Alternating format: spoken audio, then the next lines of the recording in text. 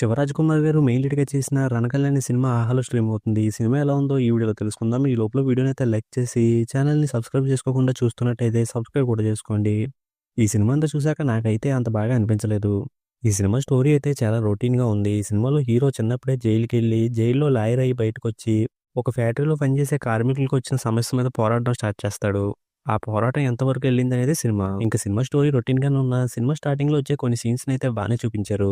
అలానే అందులో కొన్ని సీన్స్ చూస్తున్నప్పుడు నాకైతే రీసెంట్‌గా చూసిన 'డాకు మహారాజా' గుర్తొచ్చింది. ఇంక సినిమా ఫస్ట్ హాఫ్‌లో చాలా వరకు కష్టాలు పడుతున్న ఫ్యాక్టరీ వర్కర్సు, వాళ్ళని ఆదుకోవడానికి వచ్చిన హీరో అన్నట్టుగా సినిమాని ముందుకు తీసుకెళ్లారు. ఇంక అలా వచ్చే సీన్స్‌లో వాళ్ళ కష్టాలనేమో బాగా ఎక్కువ చూపించి, అప్పుడు హీరో క్యారెక్టర్‌ని ఎలివేట్ చేయడానికి చూస్తున్నారు. కానీ హీరో క్యారెక్టర్ అయితే అంత స్ట్రాంగ్‌గా ఎలివేట్ అవ్వట్లేదనిపించింది.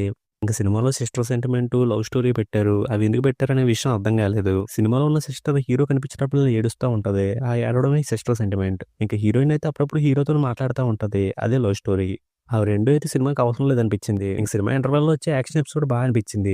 ఇంక అది అయ్యేసరికి విలన్స్ అయితే వీక్ అయిపోయారు. దాంతో సినిమాలో సెకండ్ హాఫ్‌నైతే సీన్ టు సీన్ లాక్కుంటూ వెళ్ళిన ఫీలింగ్ వచ్చింది. అక్కడక్కడ హీరో క్యారెక్టర్‌ని కొంచెం బానే ఎలివేట్ చేస్తున్నారు కానీ, ఎందుకో అవ్వాల్సినంత ఎలివేట్ అవ్వట్లేదు అనిపిస్తా ఉంటుంది.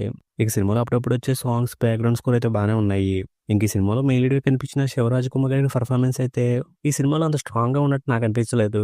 'జైలర్' సినిమాలో ఆయన కనిపించేది కాసేపైనా ఆ సినిమాలో పెర్ఫార్మన్స్ బాగుందనిపించింది.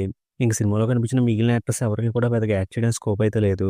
ఉన్నంతలో చేసుకుంటూ వెళ్ళిపోయారు. ఫైనల్‌గా ఈ సినిమాలో రొటీన్ లైనే తీసుకున్నా దాన్ని సరిగ్గా ఎలివేట్ చేయలేదనిపించింది. ఏదో సినిమాలో అక్కడక్కడ వచ్చే చిన్న చిన్న ఎలివేషన్స్, కొన్ని యాక్షన్ ఎపిసోడ్స్ మాత్రం పర్వాలేదనిపించాయి. వాటి కోసం మాత్రం ఎవరైనా చూద్దాం అనుకుంటే ఈ సినిమాని ట్రై చేసుకోవచ్చు. ఈ సినిమాకి నేనిస్తున్న రేటింగ్ అయితే 2.25 ఔట్ ఆఫ్ 5. ఇక వీడియోకి వచ్చేసే ముందు వీడియోని లైక్ చేసి ఛానెల్‌ని సబ్స్క్రైబ్ చేసుకోకుండా చూస్తున్నట్టయితే సబ్స్క్రైబ్ కూడా చేసుకోండి.